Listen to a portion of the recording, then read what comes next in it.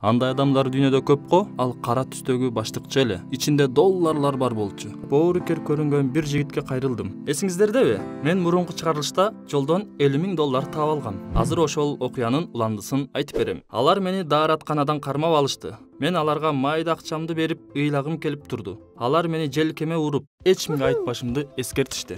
Ошол күндөн тартып менин жашоом толугу менен өзгөрдү. Күнүгө дүкөндөргө барып, ар кандай нерселерди сатып алчумун. Жашырма жеримде мындай буюмдар көбөйүп кеткенин, кээ бир буюмдарды классташтарыма белек кыла баштадым. Мисалы, сүрөттөрү бар китептерди, учак оюнчуктарды, бейсбол топторду бир классташ кызга аудиоплеер да белек кылдым. Алар абдан сүйүнүштү. Мени суктануу менен карай башташты. Өзүм албетте мындан да сонун нерселерди сатып алчумун. Акыры өзүмө жаңы 10 ядырлуу оюндар үчүн смартфон сатып алдым да, Сейилбактын бир жерине жашынып алып ойночумун. Бир жолу чоң класстын окуучулары мени кайра дааратканадан кармап алышты. Алар мени башыман аягыма чейин аңтарышып, байпактарымды да, жон баштыгымды да карашты. Жыйынтыгында 15 000 сом, телефонумду жана майда буюмдарымды таап алышты. Алар менин байлыгыма абдан таң калышып, каяктан алганымды талбай сурап, милиция чакырабыз деп коркутуп жатышты. Мен такыр унчукпай койдум. Арасынан бирөөсү чыдабай, менин акчаларымды өздөрүнчө бөлүшүп жатышты. Менин акчаларымды, бирок алардын ичинен эң улуусу жана мүмкүн эң боорукери алардан акчаларды тартып алып, кайра мага берди. Ал далыма досторчо чапты да, акчаларымды көп көрсөтө бербешим керектигин, жөнөкөй жана этият болушум керектигин айтты. Эгер кимдир бирөө мени капа кылса, алар мага окшогон мыкты бала үчүн болушуу тууралуу айтып мага көз кысты. Атымды да сурашты. Алар кеткенден кийин чоң акча кереметтүү нерселерди кыла алаарын түшүндүм. Акча ашынган душманды да дос кылат экен. Аттиң. Бир нече күн мен абдан тынч жүрдүм.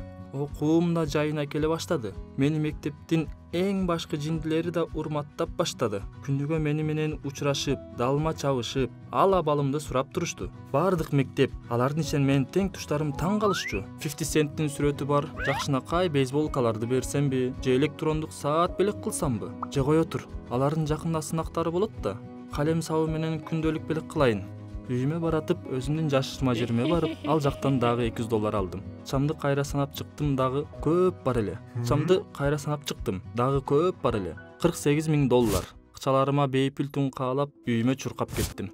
Түндө уктай албай көпкө кыйналдым. Түшүмдө үйүбүздү суу басып, ал жакта крокодилдер сүзүп жүргөнүн көрдүм. Таң да катты. Бирок эмнегедир акчаларыма тартып туруп алды. Көпкө чейин бир чечимге келе албай, жүрөгүм бир нерсени сезгенсип, бир барып текшерип көрүүнү чечтим. Жакындаган сайын жүрөгүм дүкүлдөй баштады. Акыры гараждардын арка жагына жетип, бирок гараждын калкасынан баштыкчамды таппай калдым. Эмне?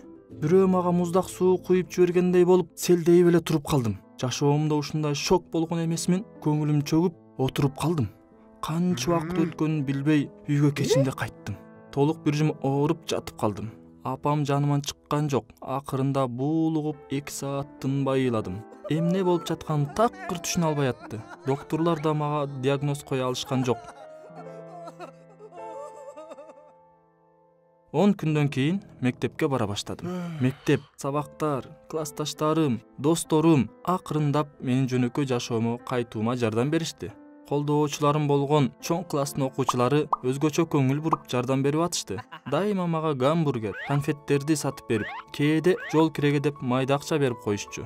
Ушундай боорукер, камкор достор дагы көбүрөөк болсо, ал эми жоготкон акчаларымды эстеген сайын жүрөгүм ооруйт. Айла жок. Эгер сиздерге видео жакса, лайк басып, каналга жазылып коюңуз. Жана комментарийге ой пикириңизди калтырып, дагы сизде дагы ушундай окуялар болду эле, аларды да жазыңыз. Көрүшкөнчө сак саламатта болуңуздар.